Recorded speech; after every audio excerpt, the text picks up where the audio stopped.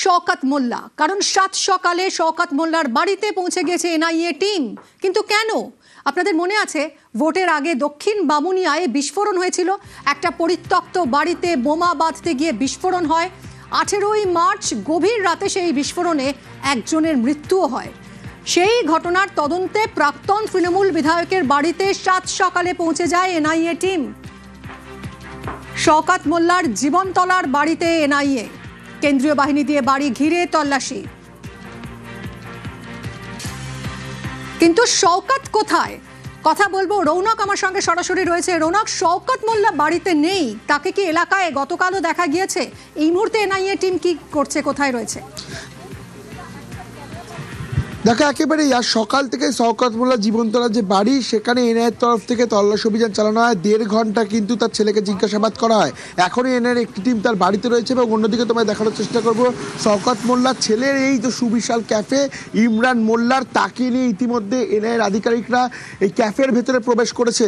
কারণ বাড়িতে শওকত মোল্লাকে পাওয়া যায়নি, সেক্ষেত্রে শওকত মোল্লা কোথায় রয়েছে সেই হদিশ পেতেই কিন্তু দিকে দিকে এনআইএর তরফ থেকে তল্লাশি অভিযান চালানো হচ্ছে।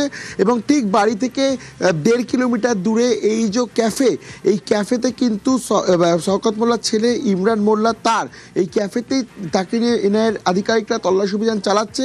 এবং আমরা এনআইএ সূত্র মারফত জানতে পারছি গতকাল পর্যন্ত কিন্তু শওকত মোল্লার মোবাইল টাওয়ার লোকেশন ট্র্যাক করা গেছিল। কলকাতায় ছিলেন তিনি এবং স্থানীয় বাসিন্দারা এখানে যারা জানাচ্ছেন যে গতকালও কিন্তু শওকত মোল্লাকে দেখা গেছিল। সেক্ষেত্রে এখন শওকত মোল্লা কোথায়? কারণ ভাঙড়ে যে বোমা বিস্ফোরণের ঘটনা, সেখানে তৃণমূল নেতা ওয়াহিদুল ইসলামকে গ্রেফতার করা হয়েছিল, তারপরে তাদেরকে জিজ্ঞাসাবাদ করা হয় এবং সেই বিষয়ে কিন্তু তদন্তে অগ্রগতি আনতে এবার শওকত মোল্লার বাড়িতে এসে পৌঁছেছে এনআইএর আধিকারিকরা। তাকে জিজ্ঞাসাবাদ করতে চায় এনআইএর আধিকারিকরা।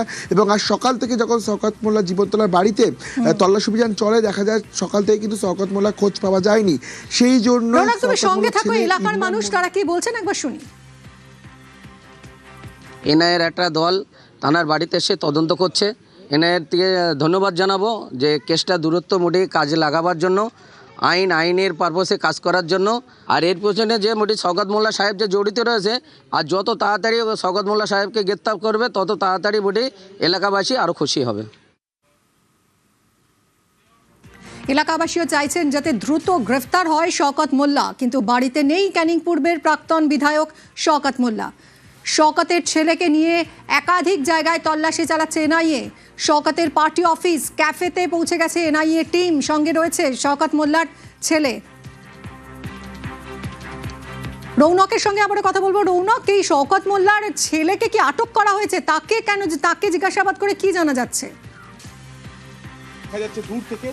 দেখো, একেবারেই তাকে জিজ্ঞাসাবাদ করে শওকত মোল্লার খোঁজ পেতে চাইছে এনআইএর আধিকারিকরা। তোমায় কিছুক্ষণ আগে যেটা জানাচ্ছিলাম, গতকালও কিন্তু এনআইএ সূত্র জানতে পাচ্ছি যে তার মোবাইল টাওয়ার লোকেশন ট্র্যাক করা গেছিল। সেক্ষেত্রে শওকত মোল্লা এখন কোথায় রয়েছে তার লোকেশন জানতে কিন্তু তার ছেলেকে নিয়ে যে কটি জায়গা রয়েছে আশেপাশে, তার পার্টি অফিস থেকে শুরু করে এই যে তার ছেলে ইমরান মোল্লার যে ক্যাফে, সেই ক্যাফেতেও নিয়ে আসা হয়েছে। দেখানোর চেষ্টা করবে, একদিকে যেমন কেন্দ্রীয় বাহিনী জওয়ানরা রয়েছে, অন্যদিকে যে সুবিশাল একটা ক্যাফে, তার দিকে দিকে কিন্তু ছেলেকে নিয়ে গিয়ে শওকত মোল্লার হদিশ পেতেই এনআইএর আধিকারিকরা তাকে নিয়ে তল্লাশি অভিযান চালাচ্ছে। কারণ শওকত মোল্লার ছেলে তিনি জানেন যে আশেপাশে তাদের কতগুলি প্রপার্টি রয়েছে, এই এলাকায় কিন্তু একাধিক প্রপার্টি রয়েছে শওকত মোল্লার। তাহলে শওকত মোল্লা কোথায় গা ঢাকা দিয়েছে তার খোঁজ পেতেই কিন্তু শওকত মোল্লার ছেলে ইমরান মোল্লাকে নিয়ে এনআইএর একটি টিম বেরিয়েছে এবং তারা কিন্তু বিভিন্ন জায়গায় যেখানে যেখানে তাদের শওকত মোল্লার থাকার কোনো সম্ভাবনা থাকতে পারে, সেই প্রত্যেকটি জায়গায় কিন্তু তাকে ইতিমধ্যে নিয়ে যাওয়া হচ্ছে। অর্থাৎ আটক করা হয়নি, কিন্তু শওকত মোল্লা যেখানে যেখানে থাকতে পারে সেই সমস্ত জায়গাগুলোতে এনআইএ টিম যাচ্ছে। সঙ্গে রয়েছে শওকত মোল্লার ছেলে, শওকতের পার্টি অফিস, ক্যাফেতে এনআইএ টিম। আর এই গোটা বিষয় নিয়ে দিলীপ ঘোষ কি বলছেন শুনবো। শওকত মোল্লার নামকেই আমি বলেছিলাম ওটা একটা অ্যান্টি সোশ্যাল, ওটা একটা ডাকাত, ওটা গুন্ডা। আমাদের মাননীয় রাষ্ট্র সভাপতি নাড্ডাজির গাড়িতে যে অ্যাটাক হয়েছিল, তাতে ওই নেতৃত্ব দিয়েছিল, মাইকে লোককে উস্কাচ্ছিল। অনেক পাপের ভাগিদার, ঢুকলে আর বেরোবার সম্ভাবনা কম। প্রাক্তন তৃণমূল নেতা কাইজার আহমেদ, তার বক্তব্য শুনবো।